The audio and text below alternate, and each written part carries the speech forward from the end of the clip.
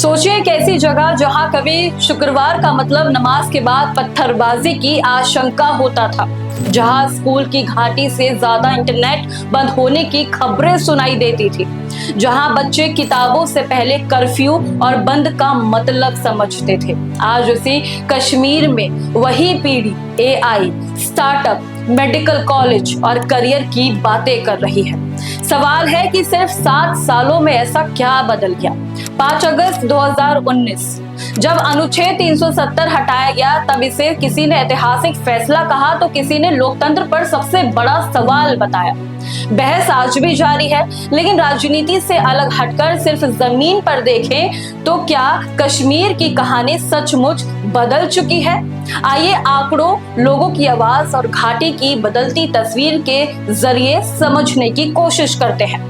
नमस्कार, आप देख रहे हैं न्यूज़ आई। मैं हूं आपके साथ काजल चौधरी। कैमरा अगर 7 साल पीछे लेकर जाए तो घाटी की तस्वीर कुछ और थी।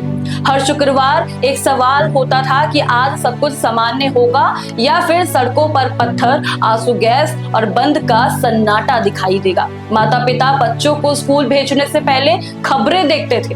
दुकानदार सुबह शटर उठाने से पहले हालात का इंतजार करते थे। इंटरनेट कब बंद होगा कब नहीं, किसी को नहीं पता था। कई बार पूरी जिंदगी एक सरकारी आदेश पर ठहर जाती थी।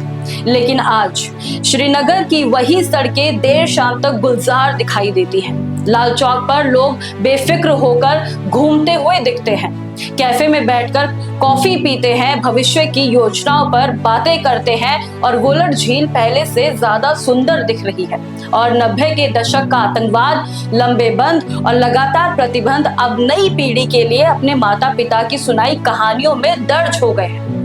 जिस समय अनुच्छेद 370 हटाया गया था, उस समय वो बच्चे जो स्कूल में थे आज वो कॉलेजेस में हैं और शायद सबसे बड़ा बदलाव उनकी बातचीत में दिखाई देता है। एक रिपोर्ट्स के अनुसार श्रीनगर के हब्बा कदल के 19 वर्षीय साहिल कह रहे हैं कि पहले पढ़ाई से ज्यादा चिंता इस बात की होती थी कि स्कूल खुलेगा या नहीं, मोबाइल नेटवर्क कब बंद हो जाए कोई भरोसा नहीं। अब हमारी बातें एआई, इंजीनियरिंग और करियर पर होती हैं। जिस कश्मीर की बातें अम्मी अब्बा करते थे, हमने तो सिर्फ उन्हें यादों में जाना है। डाउनटाउन की सौरा की एमबीबीएस छात्र सुमायरा कहती हैं कि 370 सही है या गलत ये तो इतिहास फैसला करेगा, लेकिन इतना जरूर है कि अब पढ़ाई इनके बीच रुकावट नहीं आती। पहले घर से निकलते समय अम्मी की आंखों में डर होता था। आज हम लाल चौक पर अपने दोस्तों के साथ बैठते हैं, कॉफी पीते हैं और भविष्य की बातें करते हैं। ईदगाह के वहीद की कहानी थोड़ी अलग है।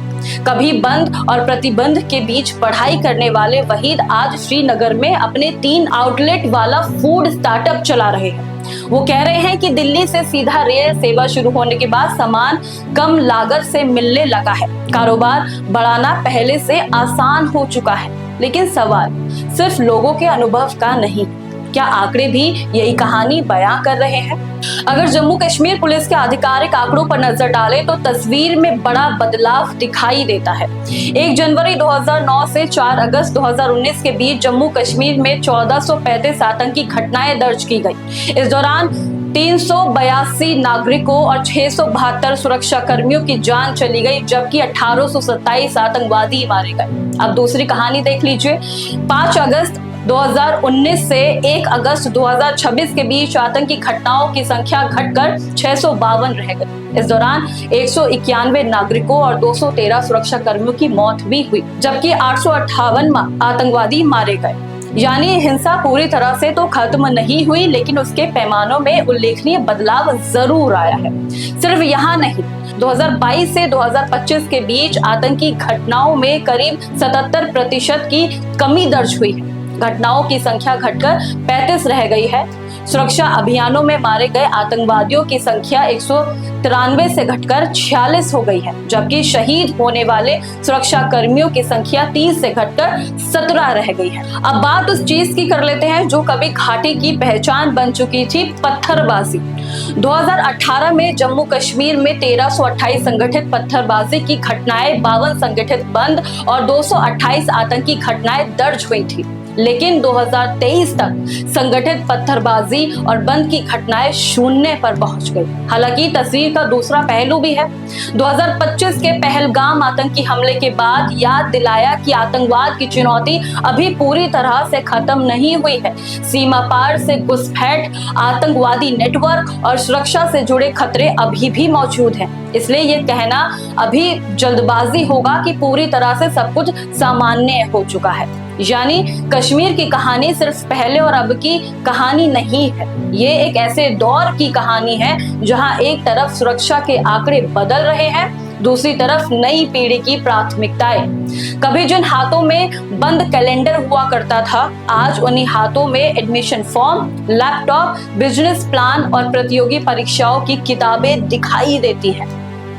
कभी बातचीत का विषय होता था आज इंटरनेट चलेगा या नहीं, आज सवाल होता है कि प्लेसमेंट कहाँ मिलेगी, स्टार्टअप कैसे शुरू करें और एआई सीखना चाहिए या डेटा साइंस।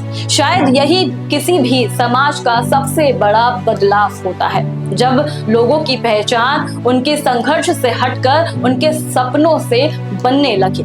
अनुच्छेद 370 पर राजनीतिक और संवैधानिक बहस अभी भी जारी रहेगी। कुछ लोग इसे ऐतिहासिक निर्णय मानेंगे, कुछ इसके विरोध में अपनी दलीलें देते रहेंगे, लेकिन इन बहसों के बीच एक और सच मौजूद है और वो ये कि घाटी की नई पीढ़ी एक ऐसी पीढ़ी जिसने अतीत को अपने माता पिता की आंखों से देखा, लेकिन अपना भविष्य वो अपनी आंखों से लिखना चाह रहे हैं। शायद इसी वजह से आज कश्मीर को समझने के लिए सिर्फ राजनीति पढ़ना काफी नहीं है, जरूरी है कि वहां के युवाओं के सपने को पढ़ना, क्योंकि किसी भी जगह का भविष्य सिर्फ संसद के लिए नए फैसले तय नहीं करता, वो उन युवाओं से तय होता है जो यह तय करते हैं कि उन्हें पत्थर उठाने हैं या अपने सपनों का बोझ।